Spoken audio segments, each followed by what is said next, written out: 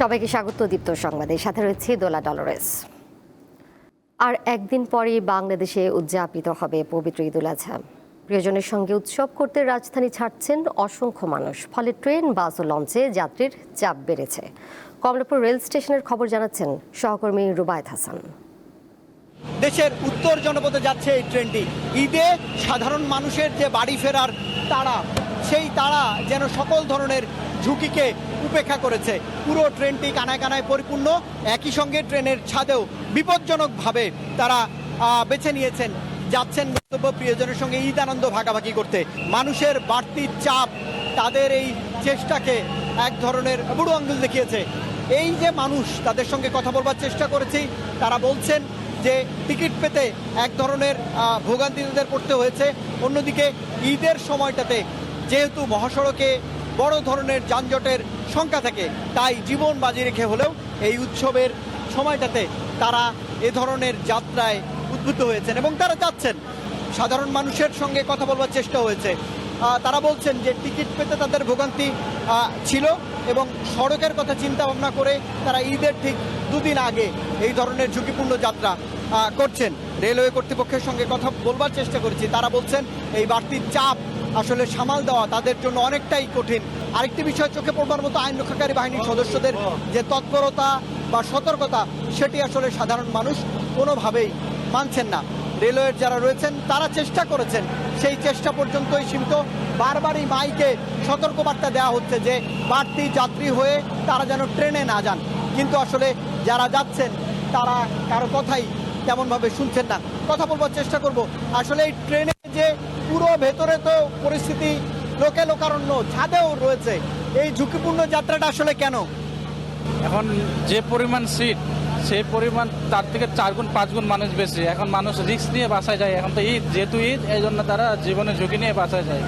অনেকে অনুরোধ করেছেন কর্তৃপক্ষকে যে এই ধরনের বাড়তি যাত্রী হিসেবে তারা পরিবহন হচ্ছেন, কিন্তু কর্তৃপক্ষ আসলে ব্যবস্থাপনার যে এক ধরনের ত্রুটি চোখে পড়েছে, তারপরেও বাড়তি মানুষ হয়ে তারা এই ধরনের যানবাহনে ঈদে আনন্দ করবার জন্য যাচ্ছেন প্রিয়জনের কাছে। তো এই ছিল এখন পর্যন্ত সবশেষ পরিস্থিতি। ঈদ যত ঘনিয়ে আসছে ততই জমে উঠছে রাজধানী সহ সারা দেশের কোরবানির পশুর হাট। বেড়েছে বেচা বিক্রি। দেশের বিভিন্ন প্রান্ত থেকে হাজার হাজার পশু নিয়ে স্থায়ী অস্থায়ী হাটে জড়ো হয়েছেন খামারি ও ব্যাপারীরা। ক্রেতারা বলছেন এই বছর পশুর দাম চড়া। বিক্রেতারা বলছেন খাদ্যের দাম ও অন্যান্য খরচ বেশি হয় তাদেরকে বাড়তি দামে পশু বিক্রি করতে হচ্ছে। ক্রেতা বিক্রেতার নিরাপত্তায় হাটগুলোতে নজরদারি করছে আইনশৃঙ্খলা রক্ষাকারী বাহিনীর সদস্যরা।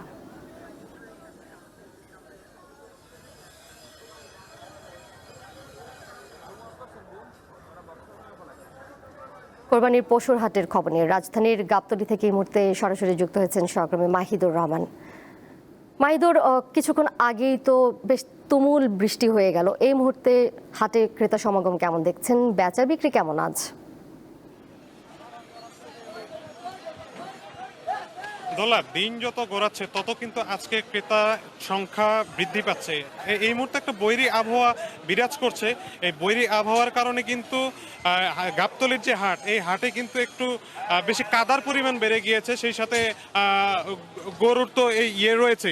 আমি এই মুহূর্তে দাঁড়িয়ে আছি গাবতলীর হাটের ঠিক মেইন ফটকে, অর্থাৎ যেই দিক দিয়ে গরুগুলিকে নিয়ে আসা হচ্ছে এবং কেনার পরে কাস্টমাররা তাদের গরুকে হাসিলের মাধ্যমে নিয়ে যাচ্ছে, ঠিক সেই জায়গাতেই আমি দাঁড়িয়ে আছি।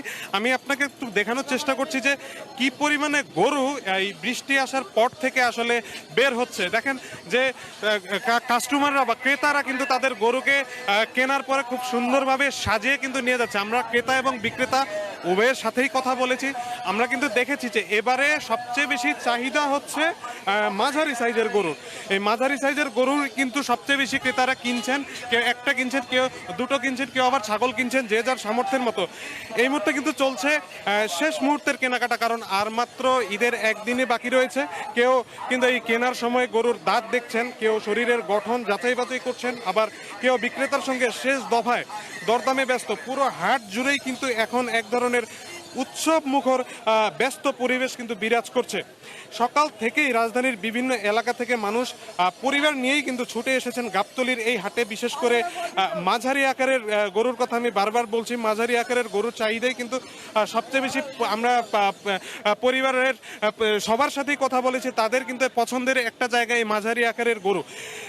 ক্রেতারা কিন্তু আমাদেরকে বলছেন যে বাজেটের মধ্যে ভালো গরুই খুঁজছেন তারা। অন্যদিকে বিক্রেতাদের সাথেও আমরা কথা বলেছি, তারা অনেক বিক্রেতা কয়েকদিন অপেক্ষার পর আজ সবচেয়ে বেশি বিক্রি করতে পেরেছেন বলে আমাদেরকে জানানো হয়েছে। কারণ ইতিমধ্যে আমাদেরকে কর্তৃপক্ষের সাথেও কথা বলেছি, কর্তৃপক্ষ আমাদেরকে জানিয়েছে যে এই সিজনের সর্বোচ্চ বিক্রিকৃত গরু কিন্তু আজকে অলরেডি হয়ে গিয়েছে। এরপরে আজকে সারাদিন সারা রাত এবং কালকে সারাদিন সারা রাত বিক্রি হবে। হাট ঘুরে দেখা গেছে যে অনেক খামারি কিন্তু দেশের বিভিন্ন জেলা থেকে গরু নিয়ে এসেছে। কেউ কুষ্টিয়া থেকে, কেউ নাটোর, পাবনা কিংবা সিরাজগঞ্জ থেকে কয়েক মাস লালন পালন করা গরু নিয়ে এসেছেন। আজকে কিন্তু এই হাট পরিদর্শন করতে এসেছিলেন স্থানীয় সরকারের প্রতিমন্ত্রী। তিনি কিন্তু এখানে ব্রিফ করে গিয়েছেন। বিএমপির কমিশনারও এসেছেন, শফিকুল ইসলাম তিনিও এসেছিলেন। তারা কিন্তু সবসময় এই হাট পরিদর্শনের মধ্যে রেখেছেন, বিশেষ করে এখানে যাতে কোনো ধরনের বিশৃঙ্খলা পরিবেশ সৃষ্টি না হয়। তো এখনো পর্যন্ত আমরা কোনো ধরনের বিশৃঙ্খল পরিবেশের খবর ক্রেতা এবং বিক্রেতা কারো কাছ থেকেই পাইনি। খুবই সুশৃঙ্খল পরিবেশের মধ্য দিয়েই কিন্তু এই হাট পরিচালনা হচ্ছে। তো আপাতত আমার কাছে গাবতলী পশুর হাট থেকে এই ছিল সর্বশেষ খবর। মাহিদুর, আপনাকে ধন্যবাদ। জানিয়ে দেব খেলার খবর। 28 মে মালদ্বীপের বিপক্ষে ম্যাচ দিয়ে সাফ নারী চ্যাম্পিয়নশিপের মিশন শুরু করবে বাংলাদেশ। 6 দলের এই টুর্নামেন্টে হ্যাটট্রিক শিরোপা লক্ষ্যে মাঠে নামবেন মারিয়া মান্দা, ঋতুপর্ণা চাকমারা।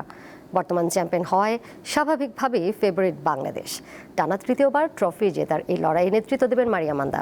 শিরোপা ধরে রাখার ব্যাপারে বেশ আশাবাদী কোচ পিটার বাটলার। বাংলাদেশের চ্যাম্পিয়ন হওয়ার পথে বড় বাধা 5 বারের চ্যাম্পিয়ন ভারত। 31 মে গ্রুপ পর্বের শেষ ম্যাচে স্বাগতিক ভারতের মুখোমুখি হবে বাংলাদেশ। এই ছিল এখনকার মতো। পরের সঙ্গে দেখবেন বিকাল 5টায়। এছাড়াও আরও তথ্য এবং বিনোদনের নানা খবরাখবর জানতে যুক্ত থাকুন দীপ্ত ডিজিটাল প্ল্যাটফর্মে। সবাইকে ধন্যবাদ এতক্ষণ সাথে থাকার জন্য।